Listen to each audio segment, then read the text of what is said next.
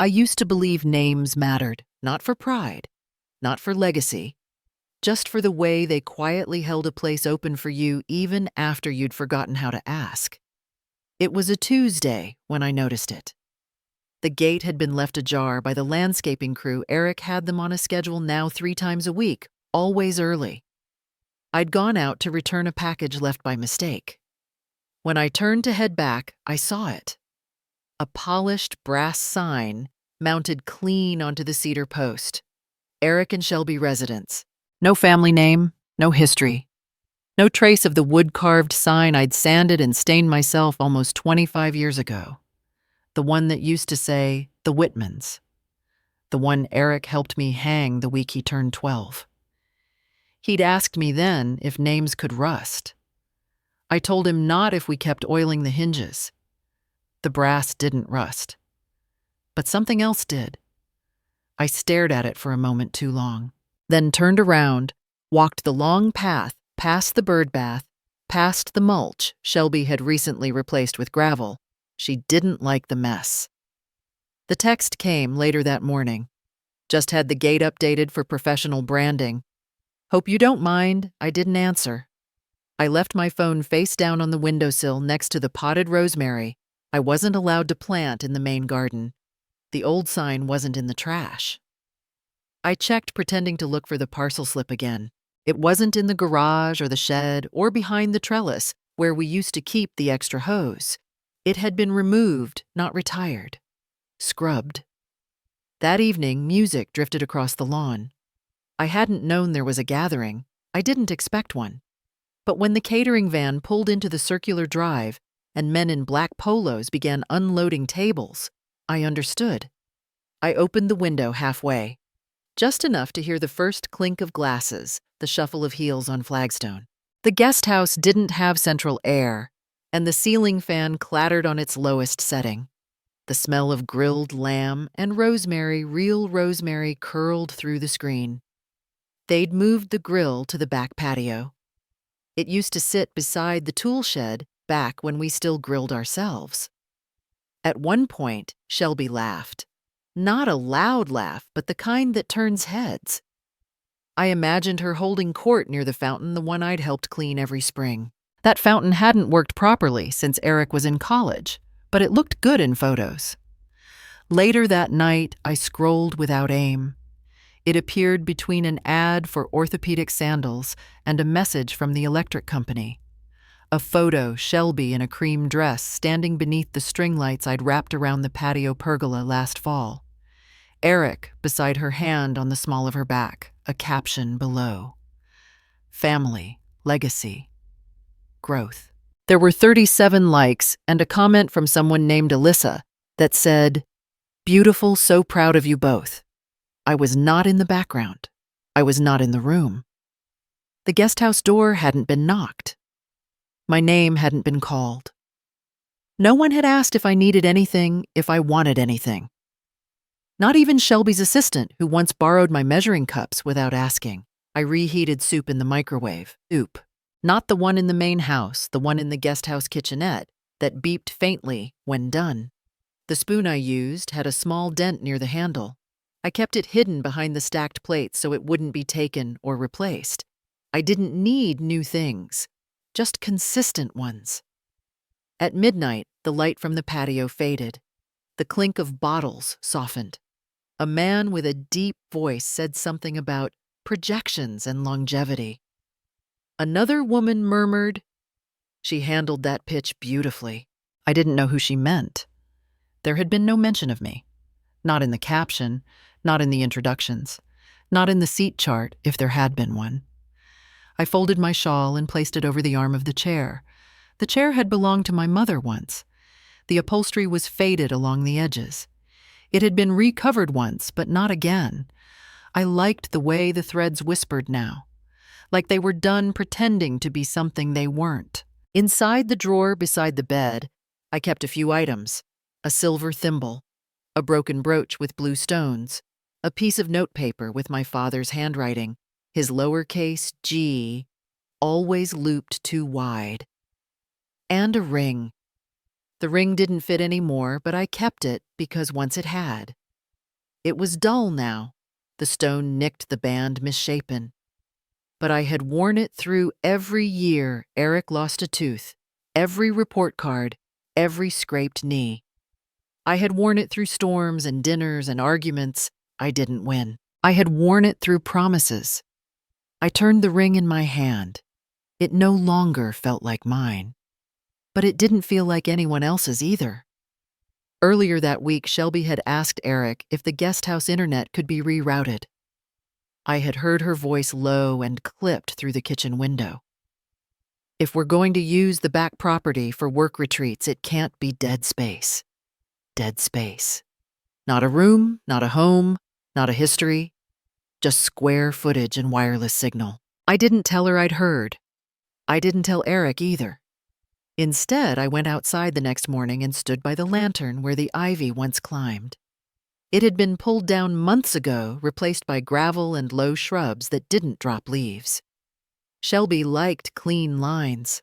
I liked shade. The brass sign caught the light. Eric and Shelby residence. It glowed like it belonged, like it had always been there. I stood for a while. No one called my name.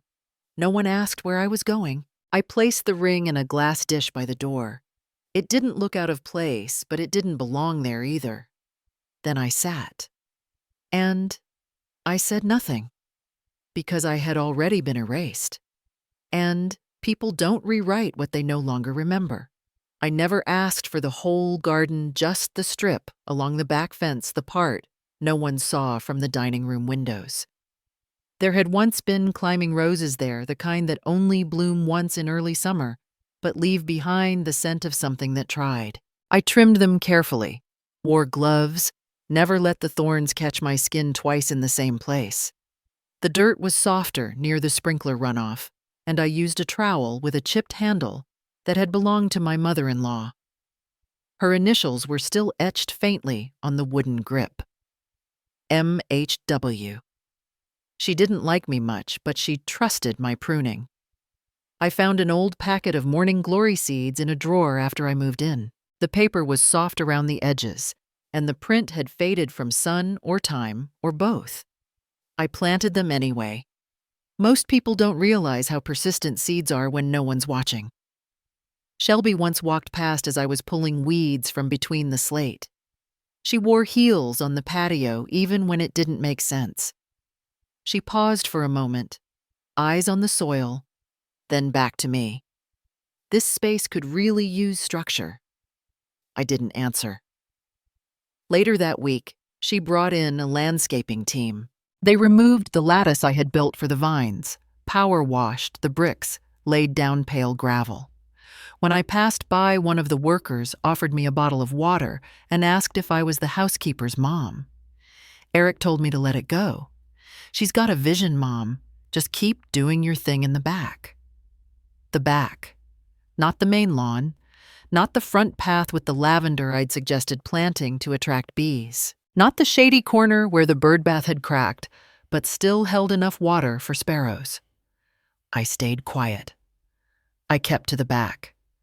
When the rosemary bush outgrew its pot, I split it into 3 and lined them in low terracotta near the guest house steps.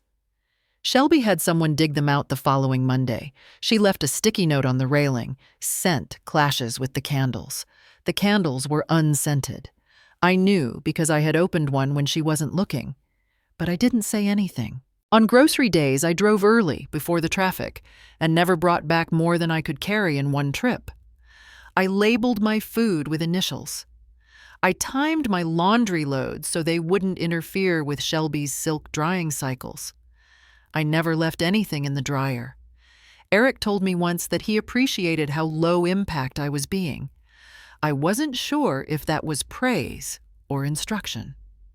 On Thanksgiving, I made the pie from memory. I didn't use a recipe. The crust took time, but I didn't rush it. The filling had nutmeg from the tin I'd kept through 3 house moves. The lattice was uneven, but golden. I brought it to the side kitchen and left it on the counter covered with a linen cloth. It was the only thing I brought. I wore a gray cardigan that buttoned high at the neck. no perfume. Shelby walked in just as I was placing it down. "Oh," she blinked once. "We already have dessert, but thank you." She didn't ask what it was. At dinner, a pie from a French bakery sat in the center of the table. It had a gold logo stamped on the crust and tasted like citrus and cream. I watched as slices were passed around. My pie never made it out of the fridge. No one mentioned it. Not even Eric, though he saw me walk it in. After the dishes were cleared, Shelby brought out espresso in thin white cups. Eric held his like he'd been coached. The table was full of soft conversation and Instagram angles. My chair creaked once, and I shifted to avoid the sound. Later, when I cleaned the kitchen, I found the cloth I'd used to cover the pie balled up near the compost bin. A faint orange stain on the corner. I folded it and put it in my coat pocket. I washed it the next day by hand. It never lost the mark. Joanna, the girl who delivered groceries, once asked if I ever got bored. I told her no, but I think what I meant was invisible. Boredom is a soundless hallway. Invisibility is a locked door behind you and no knock ever reaching it. Eric once handed me a pair of earbuds. "Podcasts are good company, Mom. You should try them while you garden." He didn't know I listened to his phone calls from the patio wall, not because I meant to, but because his voice traveled farther than he thought. Once I heard him say, "She means well. She just takes up space in a way that's hard to decorate around." I was holding pruning shears when he said that. I clipped nothing for 10 minutes. Then I went inside and trimmed the pie crust edges I had stored in the freezer. I baked them with cinnamon. No one ate them. I threw them out the next morning. The guest house has a window that fogs at the corners when it rains. I like to write there sometimes. Not words, just initials, MHWEWLW. 3 generations, no legacy. I don't mind being forgotten. But being redrawn without color, without lines, even that's something else. The cardigan I wear now has a missing button near the waist. I stitched it shut with a safety pin. No one sees it, but I like the way it holds anyway. The rosemary never came back, but I left a cutting by the side fence, just in case someone less careful walks by and decides to plant something of their own. I never threw out the pie tin. It sits upside down in the lowest drawer beside a whisk with a bent loop and a jar of cloves that no longer smell like anything.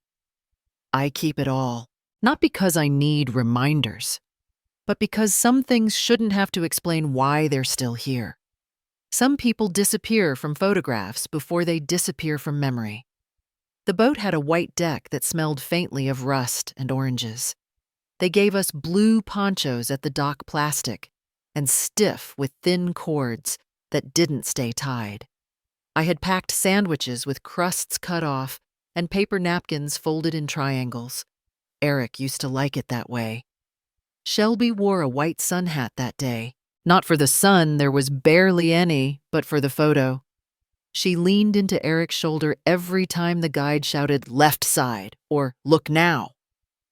I sat between 2 strangers, one of whom kept pointing his phone out the window with a kind of desperation. The other offered me a cough drop. I took it mostly out of politeness. When the whales came, gray shadows slipping just under the surface, I leaned forward slightly, careful not to block their view. The spray hit my face once, salt and something older. I don't remember what I said on that ride. I only remember not being asked to move closer when Shelby lifted her phone for a selfie with Eric. My shoulder was in the frame. Just the corner of it. She cropped it out later. That photo lives on the living room shelf, now framed in white wood. Shelby in front, Eric behind her, waves in the distance. I'm nowhere. Or maybe I am behind them, blurred and turned slightly away. It doesn't matter. No one points me out. The seat by the window wasn't meant for me. There had been a picture taken afterward, a group shot the tour company handed out in paper sleeves. Everyone wore the same blue poncho, but most had pulled the hoods down by then. Shelby's smile was wide and practiced. Eric's hand was on her shoulder. I stood to the side behind the second row next to the lifebuoy. The man with the cough drops had moved away. That left space between me and the group. The picture was hung in the hallway near the kitchen. One day, months later, I noticed it had been replaced by a photo from their Aspen trip. New frame. More snow. They didn't mention the change. For Eric's 39th birthday, they booked the rooftop at a place downtown. I received the invitation through Shelby's assistant. There was a small typo on the card. Lucille without the second L. The kind of mistake that's too polite to correct but too personal to ignore. I showed up on time. Not early. Not late. I wore a navy skirt that brushed the ankles and a blouse with pearl buttons that used to belong to my sister. The hostess couldn't find my name at first. She double-checked. "Oh, there you are," she smiled, tapping her screen. "Lucille. 1L. I didn't answer. She led me to the far end of the terrace where the string lights swayed in the breeze, but no one noticed unless they were alone. Eric saw me later. He raised his glass from a distance. "You made it, Mom. Don't be so formal next time." I nodded. Someone took a group photo by the cake table. I stood just outside the string light glow. The waiter offered to bring me a plate. I said no, then changed my mind, then said no again. Shelby's mother sat near the front, laughing.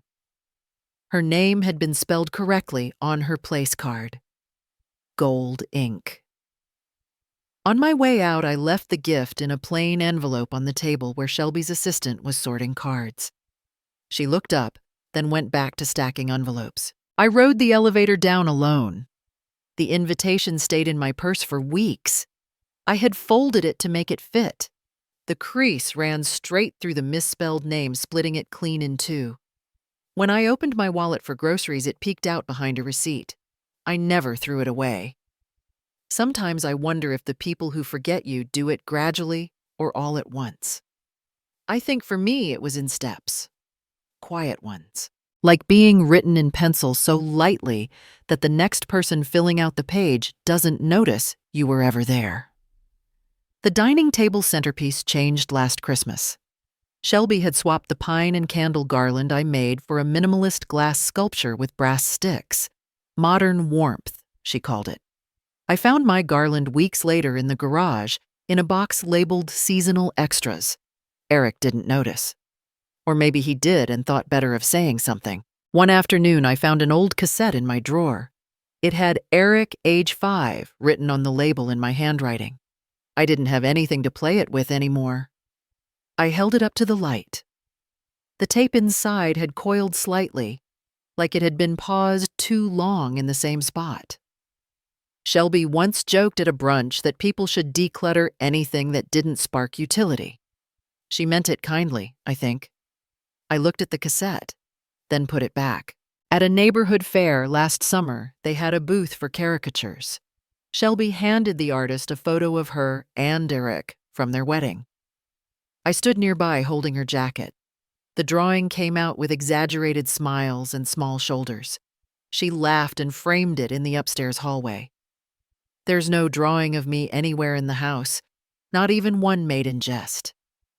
Shelby once posted a throwback photo on her birthday, her and Eric on a ski lift holding Coco, her cheeks bright red. Caption to every memory that made me stronger. I wasn't tagged. I wasn't there. But I remember who packed the thermals, who stitched the name tags into their gloves, who stood in line for rental boots while they posed in the snow. My presence never asked for applause, only to be acknowledged. And yet, not even the seat by the window. There's a moment when the silence in a house stops feeling peaceful and starts sounding like distance. I noticed it first when the hallway light stayed off after 9. Not to save electricity, just habit. I used to switch it back on so I could read the spines of the books in the den as I passed. Lately, I walked by in the dark. The little room off the hallway had once been where I wrote letters. I had a slim desk there, white, with a chipped corner and a drawer full of envelopes with stamps already on them. It wasn't much. Just a place to sit where I didn't feel in the way. That room is now pale yellow with animal decals on the walls and a crib Shelby ordered from Sweden. She told me it was time for a more productive use of space. I nodded. The envelopes are in a shoebox now, under my bed. A week ago, the armchair I embroidered with lilac thread disappeared from the corner of the living room. Shelby replaced it with a modern rocking chair that matched the nursery. She didn't say anything. No one ever does. I never expected to be permanent here, but I had started to think I could be quiet enough to remain. The brochure was made of glossy paper, tri-fold, lavender cover. I knew the type someone had designed it to look like a magazine to hide what it really was. I found it resting flat on my pillow like a hotel mint. I didn't touch it at first. Later, I brought it down to the kitchen, laid it on the granite counter next to the kettle, and waited. The water took longer to boil than usual. Eric came in and spotted it. He exhaled, not heavily, just enough to let the air between us thin. "We're just exploring options. That's all."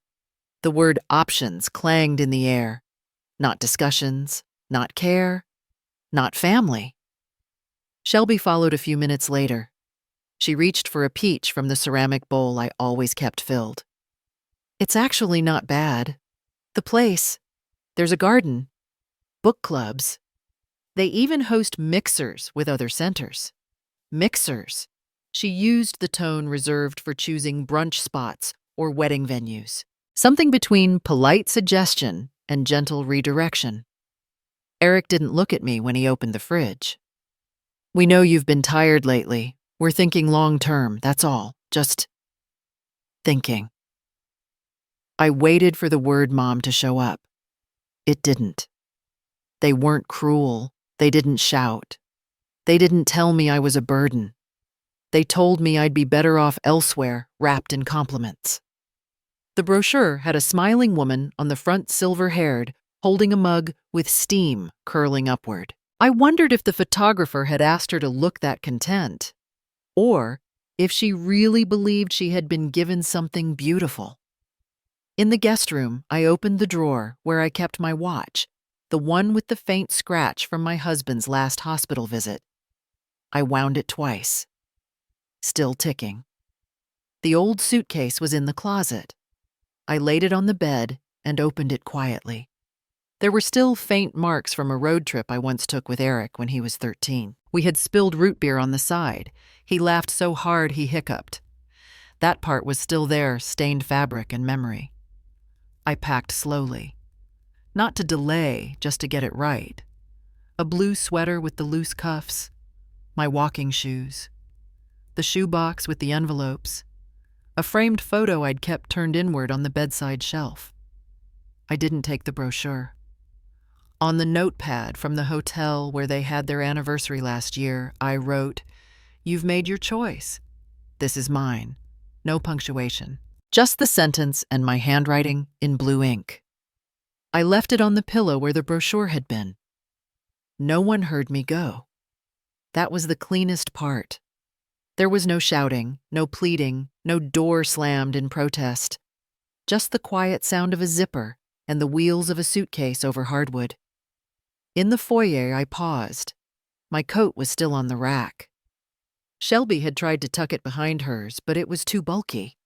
It had a tear at the seam, just a little one I never got around to fixing. I put it on anyway. I didn't leave them anything else. Not a note with forwarding details, not a goodbye. What do you say to people who talk about you like a storage problem? I took the long way out of the neighborhood, past the house with the flamingo mailbox and the cracked garden gnome. The sky was just beginning to hint at morning. I hadn't cried. Not when I read the brochure. Not when I zipped the suitcase. Not when I passed the crib through the open door of the yellow-painted room. I remembered something Eric said long ago after his first breakup. He had sat on the porch steps with a blanket over his shoulders and muttered, "She said I didn't fit her future." Just like that. Back then, I had rubbed his shoulder, handed him cocoa, told him someone would one day see him as the heart of their story. I suppose everyone hopes for that. Now I knew how it felt to be on the other side of that sentence, the part where someone maps a future and erases you from it cleanly. No edits, just delete. I kept walking. The brochure stayed behind, folded, unread. So much had already been decided without me. Let this at least be mine. Some spaces echo louder not because of what's said in them, but because no one bothers to speak your name there. The room had a door that didn't close all the way unless I lifted it by the knob and pushed hard with my shoulder. There was a hum behind the wallpaper, old wiring maybe. The fridge wheezed like it was remembering better days. I set my bag on the floor, not because there was nowhere else to put it, but because I didn't need to unpack. The bathroom mirror had a crack like a vein running through the bottom corner. I washed my underthings in the sink with the soap bar that smelled faintly of lemon, then hung them over the curtain rod using clothespins I'd kept in a side pocket of my purse. The first night I sat cross-legged on the stiff motel bed, eating a styrofoam cup of dry ramen, the kind you pour hot water into and wait. I poured from the kettle they'd left in the room its handle taped. I didn't salt it. Didn't need to. Familiar tastes don't ask for permission. No one called. Not that night. Not the next morning. The silence was full but not sharp. I watched the lights flicker on at the gas station across the road. They buzzed like locusts. A boy in a red hoodie tossed bags of ice into a freezer. The sign above the station flickered between open and pen. The O blinked like it couldn't quite commit. I wasn't afraid, just still. There was an envelope in my purse with two $20 bills and a 5. I hadn't thought about how long it would need to last. I just folded it once and kept it close to my chest, inside my coat. Later that afternoon, I walked across the highway, the wind tugging at my sleeves. There was a woman sitting by the vending machines, maybe 75, maybe older, wrapped in 3 coats and still shivering. Her sign was written in uneven block letters on a torn cereal box flap, "Hungry, not hopeless." The words were plain. No arrows, no Bible verses, just a statement. I reached into my purse and took out the 5. My fingers paused, but not long. I handed it to her. She nodded once. Didn't speak. Behind her, just past the ice machine, was a plastic folding table under a torn canopy. A man was selling scratch tickets and coffee from a thermos. I don't gamble. But the 5 was already gone, so I let myself be irrational. "One quick pick," I said. He slid the card across with a shrug. I didn't look at it until I was back in the motel room, tucked it into the inside cover of a used paperback I'd brought with me, but hadn't opened in months. That night, I turned on the TV just to have a voice in the room. The news was muted. The lottery numbers scrolled across the bottom of the screen, slow and careless. I dug the ticket out from the book's spine and read along. 3, 17, 26, 44, 51. Powerball, 12. My ticket wasn't crumpled. I hadn't even signed it. The ink hadn't faded. I read each number out loud once. Then again. And then I stopped reading. The silence after was dense. The kind that makes your ears ring from within. I didn't scream. I didn't dance or cry. I folded the ticket in half, slid it into the inside of my wallet, and zipped it shut. Not because I didn't believe it, but because I didn't know what to do with something that no one knew I held. In a room no one knew I was sleeping in. No one had checked on me. No messages. No missed calls. I wasn't part of anyone's emergency contact list anymore. I thought of the woman with the cardboard sign. Her thin gloves. The way she held her elbows close to her ribs like wings pressed too long in confinement. Someone had once told me, "If you're not useful, you're invisible." That voice returned sometimes. Not loud, not cruel, just certain. I stared at the motel ceiling. There was a water stain shaped like a bird mid-flight. I let the television chatter in the background. There was a toothbrush in a plastic sleeve beside the sink, the kind with brittle bristles that bent after 2 days. I used it anyway. I didn't call anyone. I didn't even tell the front desk I'd stay another night. I just sat with the knowledge. I had left behind people who thought a brochure was a kindness and a rocking chair was enough. Now I held a slip of paper that no one had handed me with expectations.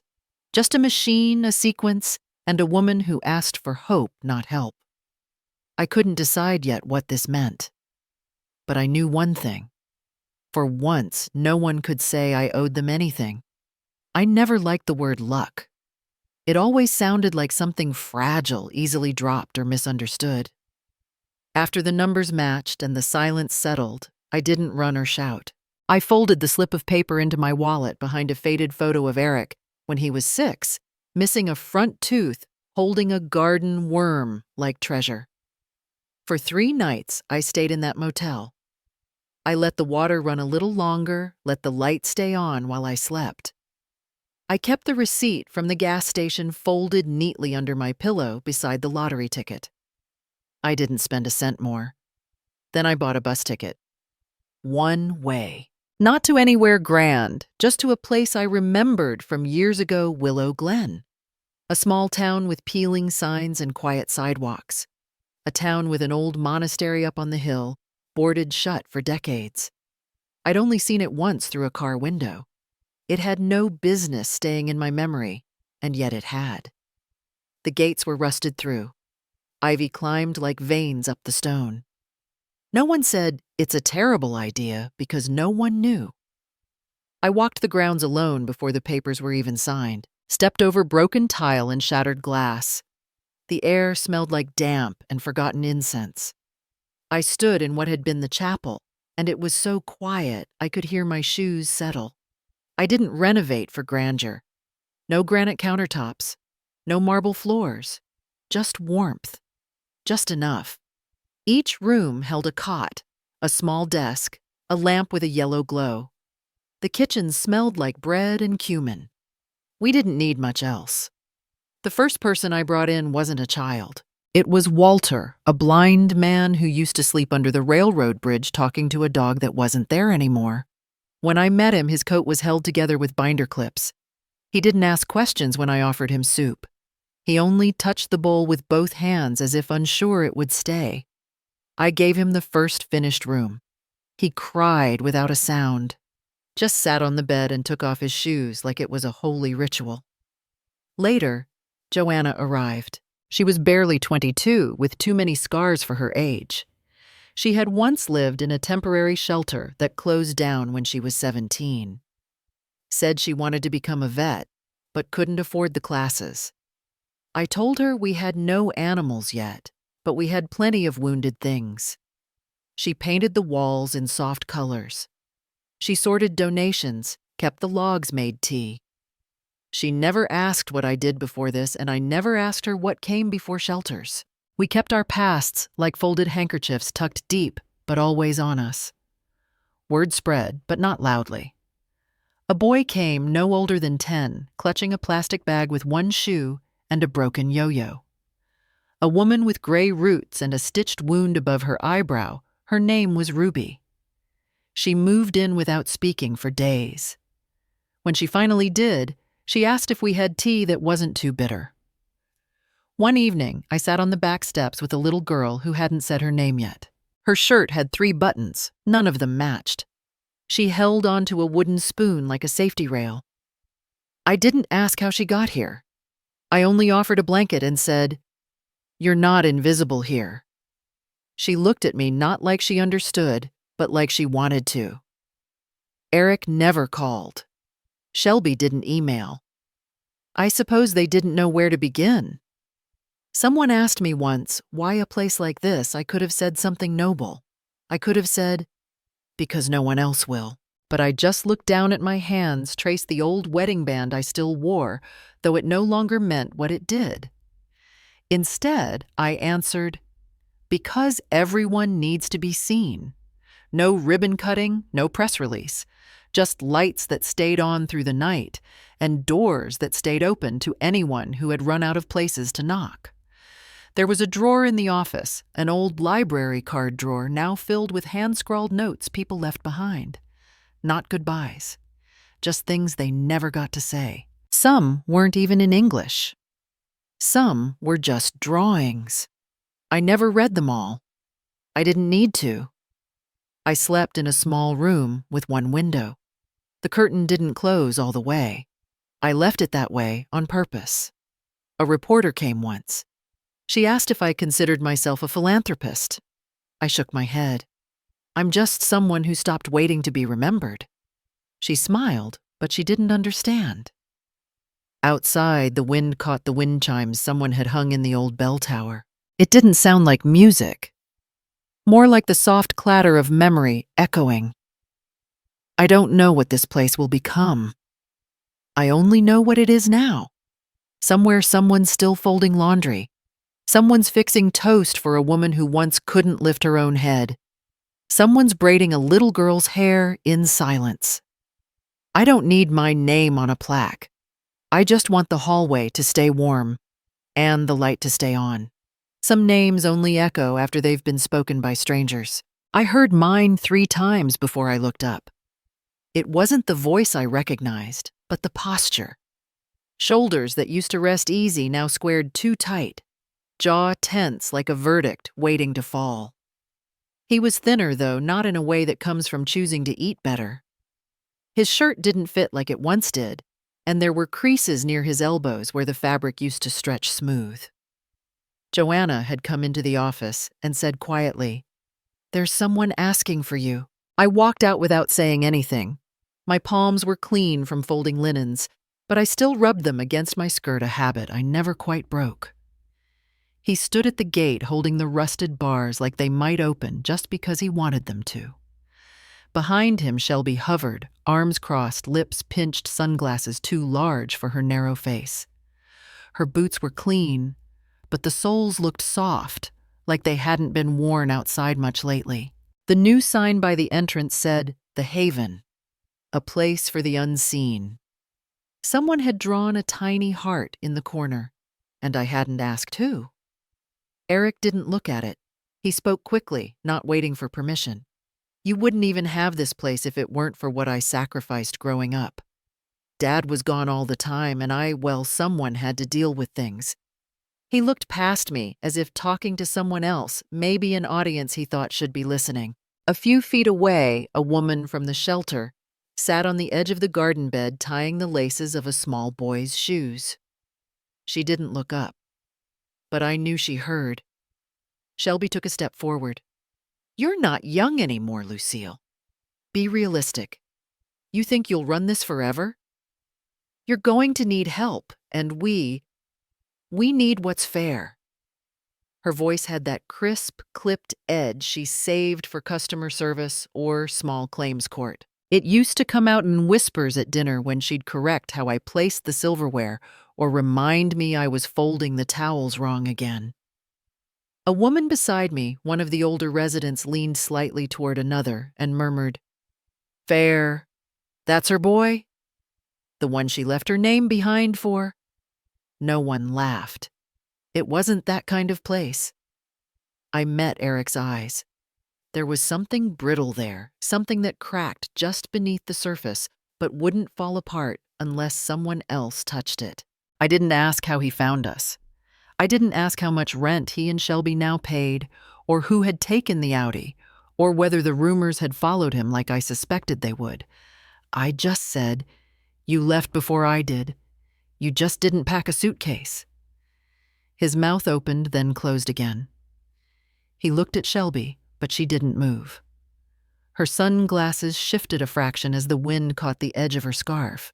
A memory surfaced uninvited and sharp. One afternoon, years ago, I'd stood by their entryway holding a pot of soup I had made because she was unwell. She had opened the door with that same tight expression and said, "You don't need to bring things anymore. We're adults. We can manage." I had stood there for a moment longer than I should have. The plastic lid of the container fogged up from the heat. Now, standing at the gate, I thought about how some things spoil long before they go cold. Eric touched the gate latch. "You owe us this, Mom, after everything." A boy behind me was sweeping leaves along the path. He paused and looked up. I reached into the pocket of my apron and found the small key to the back supply shed. I hadn't realized I'd kept it there. "You're not even listening," Eric said. "You really think these people care about you when it comes down to it? They'll leave the moment the donations stop." Shelby added, "And the moment you fall, because you will. It's just math." No one moved. The woman in the garden kept adjusting the boys' laces, even though they were already tight. I looked at Eric's hands. They were the same shape as his father's, but not the same in use. I used to place a bandage on those knuckles after he'd fallen from a tree. Now they gripped the gate like it might give him something more than splinters. I stepped back. Not far, just enough that he noticed. Joanna came to stand beside me holding a clipboard. She didn't speak. Eric looked at her, then at the building behind us. "So this is what it's come to. You've got strangers instead of your own." Joanna didn't flinch. She lowered the clipboard and tucked a pen into her pocket. Shelby pulled her purse closer to her shoulder. "This place won't last, Lucille. People get tired. They move on." I nodded once. They stood there waiting for what I wasn't sure. Maybe a protest. Maybe an apology. The breeze lifted a few dry leaves across the front step. A bird landed on the rusted lantern above the gate and flew off again without sound. Eric's mouth tightened. "I'll contact a lawyer," he said. I didn't answer. Behind me, someone opened the window to pass a glass of juice to a girl who refused to come inside. The girl took it with both hands like it might break. Shelby turned first. Her heels clicked on the pavement like punctuation. Eric followed slower. He looked back once. I didn't. The gate creaked as it closed. No one said anything after they left. Not even Joanna. I looked down at my apron. One thread had come loose near the hem, barely noticeable unless you stared.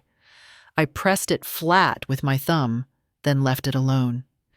Some things are meant to stay frayed. Some apologies don't come in words, and some debts aren't settled in cash. I didn't tell anyone he was coming back. Not even Joe. I just left a folded gray shirt on the bench outside the storage room. The tag was cut, the collar frayed. It had belonged to a volunteer who disappeared 2 winters ago without a word, but the shirt had stayed. Eric took it without asking. I knew by the way the sleeves were rolled, not symmetrical, slightly too tight on one arm. The next morning, I saw a pile of hay turned wrong in the north barn. The pitchfork leaned too neatly against the wall. Joe mentioned it while slicing apples. "Thought you said we were getting that new guy next week." I didn't respond. She moved on. For 10 days he worked without speaking. Just nods. Once I passed the laundry shed and found him scrubbing a quilt that had soaked through. He didn't use gloves, and his knuckles were red with detergent. No one told him to do that. Shelby had left 2 days after he showed up. No tears, no shouting, just a suitcase and one line, "I didn't marry you to scrape dried soup off plastic trays." Her wedding band had been left on the sink ledge, wedged between the toothbrush cup and the unopened box of antiseptic wipes. I kept it in the drawer by the first aid kit. Not out of sentiment, just habit. Eric didn't ask where she went, and I didn't ask if he wanted her back. On the 3rd week, I walked into the kitchen late and found him standing with a bowl of oatmeal in one hand, a child's pink spoon in the other. There was no child, just the spoon. I heard him later in the hallway near the medical cart. "That girl from bed 6? The one with the green hoodie?" How long's she been coughing? Joe's voice was steady. Couple days. Lungs sound rough. But we're waiting on antibiotics. He nodded and left. I stood behind the door where he couldn't see me. That night he wheeled out the trash bins, even the heavy ones no one liked. I watched from the second-floor landing. He didn't rush. The next day, Walter slipped on the tiles near the shower corridor. Eric reached for him too fast, fingers closed around the old man's wrist. Walter flinched. I was already walking past and murmured, "He's afraid of falling. Don't grab. Offer your elbow." Eric adjusted without a word. Walter took his arm like he'd known him 20 years.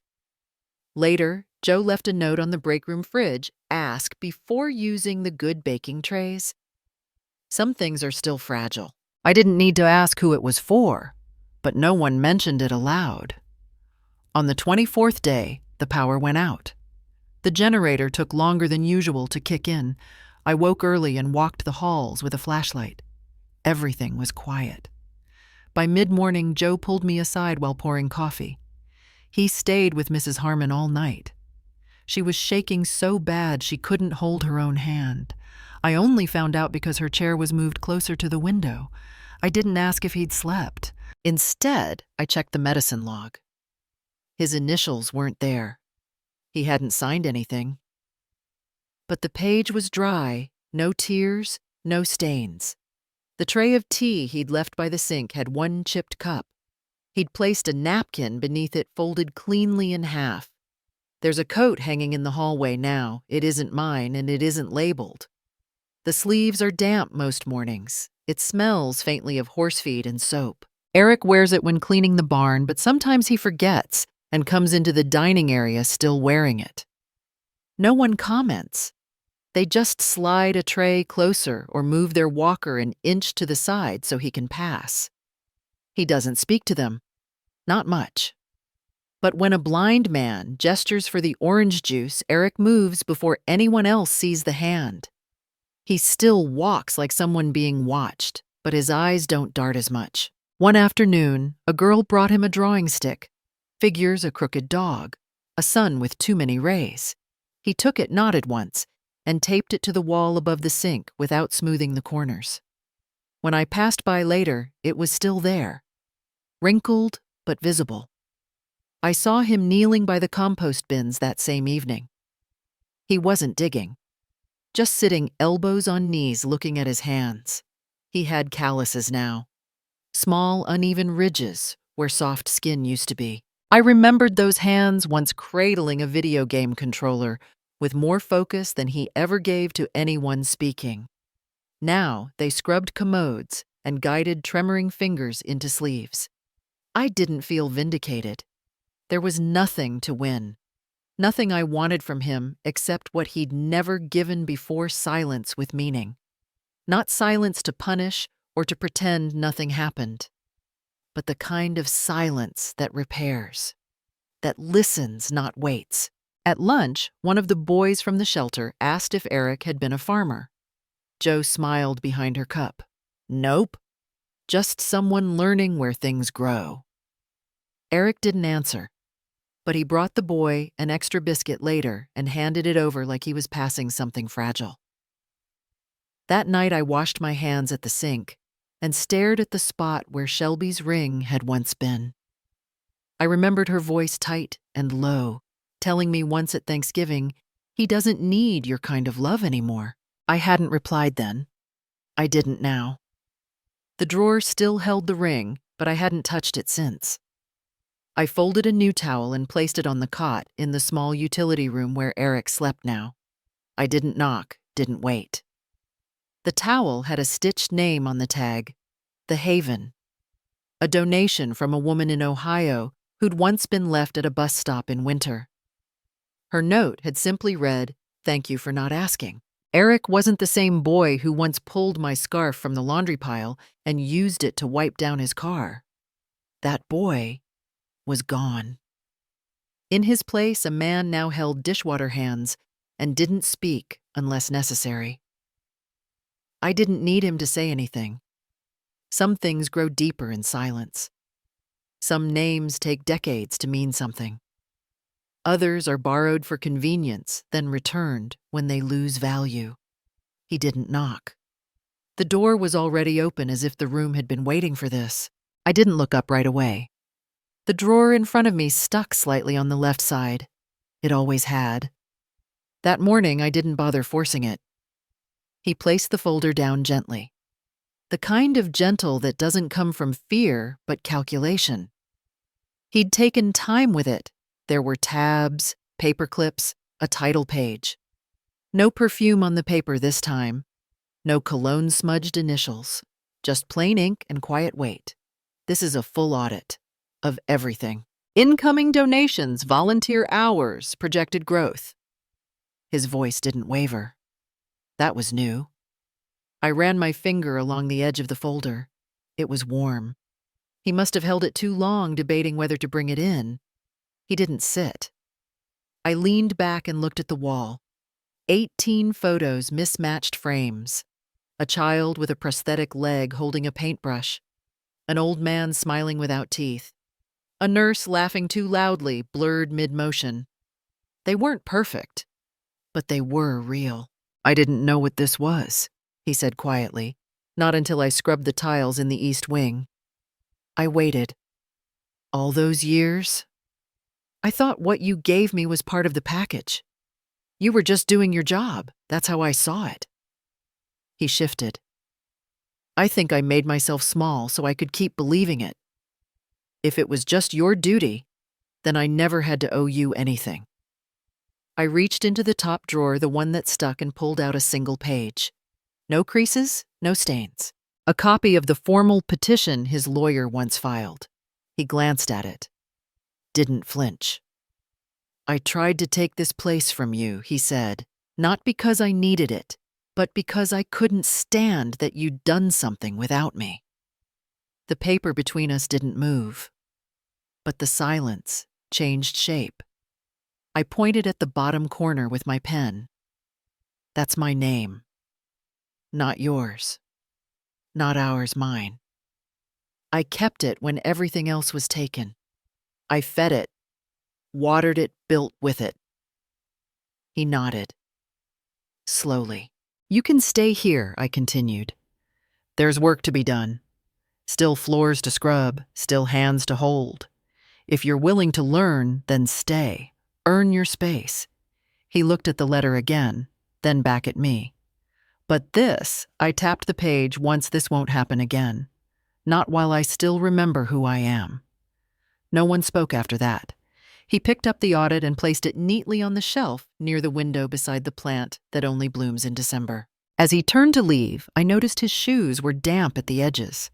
Not from rain, from the morning's dew. The kind that lingers on steps long after you think the sun has dried everything. Later, when the room was empty again, I stayed behind. I refolded the letter, placed it in a new envelope, and wrote the date on the front. Not for record keeping, just to remind myself this was the day he didn't argue. Outside, I could hear the metal rake scratching the stone path, one slow pull at a time. No rhythm. Just presence. There was a jacket hanging behind the door, his. The left cuff still had traces of paint from when the younger kids had redecorated the common room. I hadn't asked him to join. He hadn't asked for permission. I traced the edge of the old filing cabinet with my thumb. There was a sticker there, half-peeled, "Don't confuse noise for importance." I didn't put it there. I left the window cracked just a little. Enough to hear the rake again. It paused, then started again. Sometimes people don't change. They return softer in posture maybe, but still hollow underneath. But sometimes when they've had to sit with the mess they made long enough, something deeper roots itself. Not guilt, not even redemption, just truth. I didn't need him to call me Mom. I needed him to know I still existed when no one else said my name. I don't trim the lavender for beauty. I trim it because it teaches me where to stop. The clippers fit better in my left hand now. A small adjustment I made 2 summers ago after the ache in my knuckles stayed past harvest. No one noticed the switch. That suited me.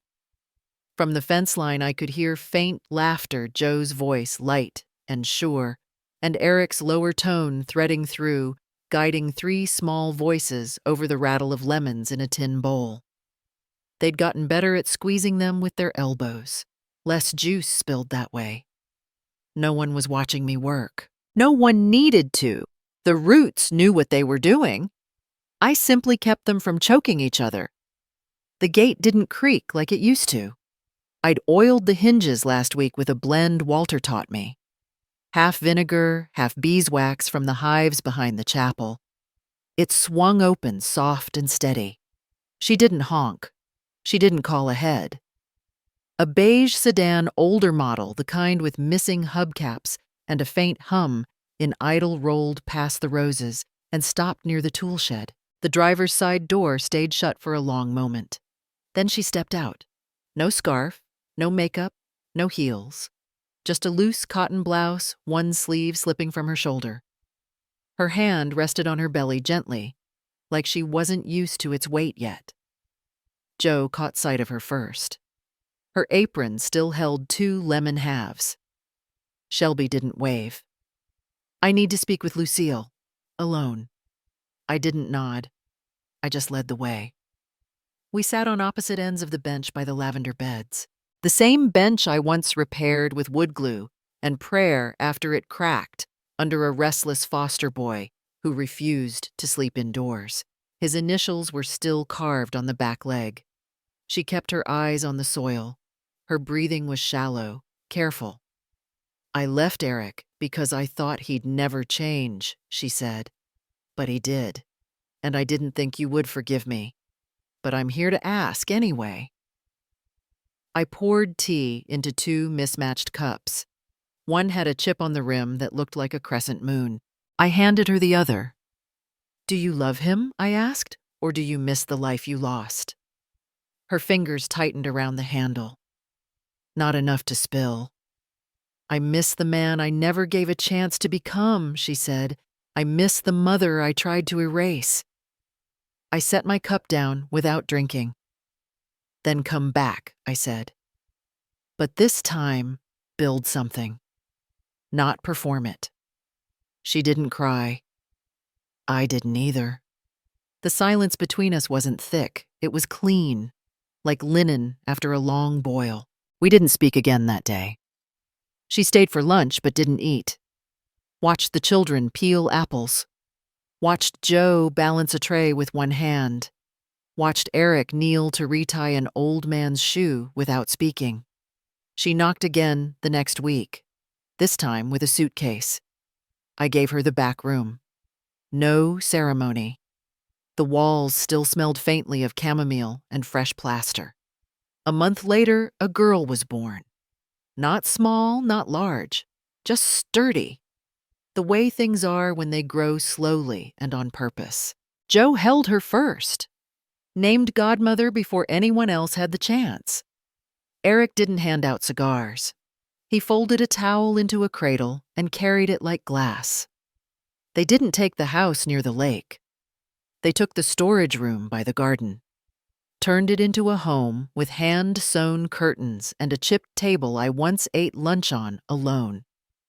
Eric mowed the grass near the well now. Not in long sweeps, but in quiet spirals, slow and circular, like he'd learned the lawn wasn't a task, but a rhythm. Shelby read to the orphans in the shade. Her voice no longer rose at the end of each sentence for effect. It stayed low. Patient. As if even the words needed time to breathe. No one called me the matriarch. No one handed me keys. I woke at 5:30 every morning. Not to manage, not to oversee, just to walk. To check the pulse of the place I had once built to outrun silence and now simply tended like a breath. My steps paused by Walter's door. Sometimes I'd find his slippers misaligned, one pointing west, one crooked toward the heater. I'd fix them. Not for order, but for dignity. The girl, the new one, slept best outside. Jo laid her gently in a basket near the lavender when the sun was low and soft. Birds landed nearby, but never cried out. I stopped folding napkins by color, started folding them by softness. I brewed 1 extra cup of tea every morning, not because anyone forgot theirs, just because having more than enough was a kind of message no words could match. A week ago, a reporter called, said he wanted to do a story. From forgotten to founder, he pitched. I declined. This isn't a redemption tale, I told him. It's a place with clean floors and shared towels, that's all. He asked if I had a quote. I said no. Yesterday, a child asked me if the name The Haven meant heaven. No, I told him. It just means we stop running here. He asked why I didn't wear my ring. I told him it caught on fabric too often. He didn't ask again. I saw Eric teaching the girl how to hold a rake. Her fingers still small, unsure. He didn't correct her. Just let her hold it until her arms tired. Shelby didn't hover. She stayed seated on the porch, reading a story none of the children understood yet. And me, I stayed by the window. Didn't smile. Didn't cry. Just quietly closed the screen door. Let the morning wind pass through my untouched tea. I am living. And for once, no one's asking me to prove it.